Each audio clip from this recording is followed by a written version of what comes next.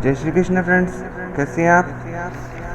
तो आज हम चैप्टर सेकंड का श्लोक नंबर 32 गायन करने जा रहे हैं। जैसे कि मैंने आपको बताया था कि भगवान जी ने 31 श्लोक में जानने के बाद अब करने पे आ गए हैं कि यदि अर्जुन को इस शरीर से कुछ ऐसा उपदेश नहीं मिल पा रहा कि वो दोबारा से युद्ध में तत्पर हो जाए, तो भगवान जी उसको क्षत्रिय जो उसका धर्म बनता है उसको याद कराने के लिए भगवान जी ने पिछले श्लोक से उपदेश शुरू किया था। पिछले श्लोक में भगवान जी ने उसको बोला था कि स्वधर्मपि चावेक्ष्य न विकम्पितुमर्हसि धर्मादि युद्धाचरण्य क्षत्रियस्य न विद्यते।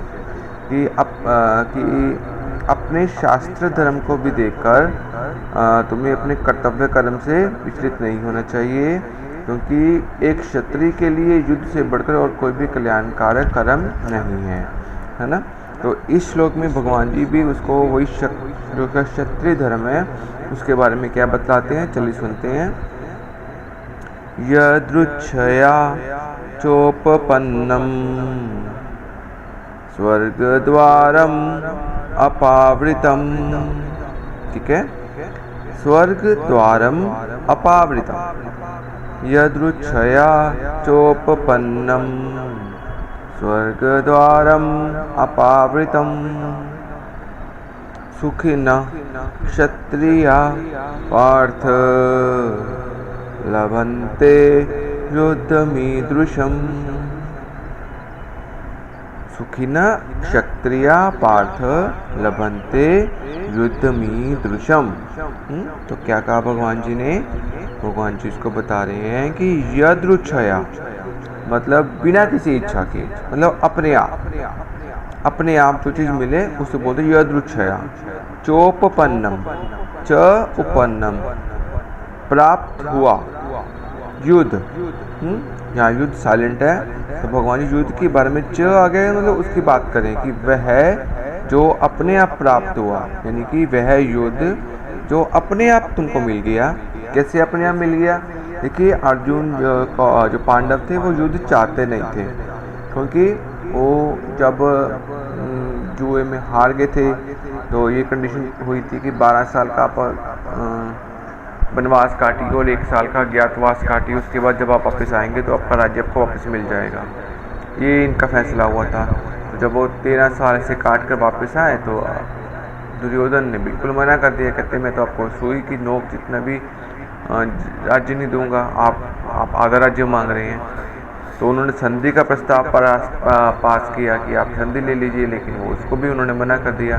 तो फिर माता कुंती की आज्ञा से उनको युद्ध की कंडीशन बन गई कि युद्ध लड़ो अब। तो ये जो युद्ध था उनको अपने आप क्षत्रियों को इनको मिला था अपने धर्म की रक्षा के लिए। तो भगवान जी ऐसे बता रहे हैं कि जो ये आपको अपने आप युद्ध क्या जो कंडीशन आपको प्राप्त हुई है, यदृच्छया चोपपन्नम, ये क्या है? स्वर्ग द्वारम अपावृतम, अपावृतम खुला हुआ स्वर्ग द्वार, स्वर्ग का दरवाजा है। क्यों? क्योंकि एक क्षत्रिय है। भगवान जी कहते हैं देखो, ये तो भगवान आपके लिए, सृष्टि ने, ईश्वर ने आपके लिए कंडीशन रख दी है क्षत्रियों के लिए, तो आपके लिए स्वर्ग का द्वार है ये युद्ध लड़ना। और अर्जुन तो उससे पीछे हट रहा है, ऐसा नहीं करना चाहिए, क्योंकि क्षत्रियों के लिए आगे भगवान जी बताते हैं सुखिनः क्षत्रिय पार्थ। कहते हैं हे पार्थ, वह क्षत्रिय बड़े सुखी हैं, बड़े सुखी हैं मतलब बड़े भाग्यशाली हैं, जो लभन्ते युद्धमीदृशम, जो कि ऐसे युद्ध को प्राप्त होते हैं, जिनको ऐसे युद्ध लड़ने को मिलता है। वो कहते हैं कि क्षत्रिय तो चाहते हैं कि हम धर्म की रक्षा के लिए युद्ध में लड़ें, तो इसलिए तो तुम्हारा जीवन आया और तुम उससे पीछे हट गया। और ये तो वो क्षत्रिय बड़े सुखी हैं जिनको ऐसा युद्ध लड़ने को मिलता है। और ये युद्ध का जो मैदान है, युद्ध जो आपको मिला है अपने आप प्राप्त हुआ, युद्ध भी आपके लिए एक स्वर्ग का दरवाजा ही है। इसलिए अगर तू सोचता है ना कि मैं युद्ध करके नरक में जाऊंगा, तो तू गलत सोच रहा है, क्योंकि ये नरक का नहीं, ये स्वर्ग का दरवाजा है। ठीक हो गया? तो इसमें भगवान जी ने उसको, अर्जुन जी को अपने कर्तव्य का पालन करने का उनको उपदेश दिया है कि जो व्यक्ति अपने कर्तव्य का सदुपयोग करता है, पालन करता है और संसार के भोगों में विरक्त नहीं रहता, वो सदा ही भाग्यशाली है और सदा ही सुखी है। तो चलिए अब इस श्लोक का हम एक बार फिर से गायन कर लेते हैं।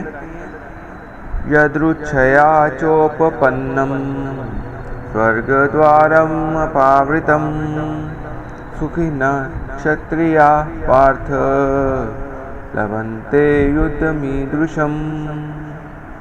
चलिए, thank you so much friends इस श्लोक का गायन करने के लिए। इसको बारंबार पढ़िए, जितनी बार पढ़ेंगे उतनी ही जल्दी आपको ये श्लोक याद हो जाएंगे और सदैव आपके साथ बनते रहेंगे, आपका मार्गदर्शन बनकर। चलिए जी, मिलेंगे कल श्लोक नंबर 33 के साथ। आपको प्यारी प्यारी जय श्री कृष्णा जी।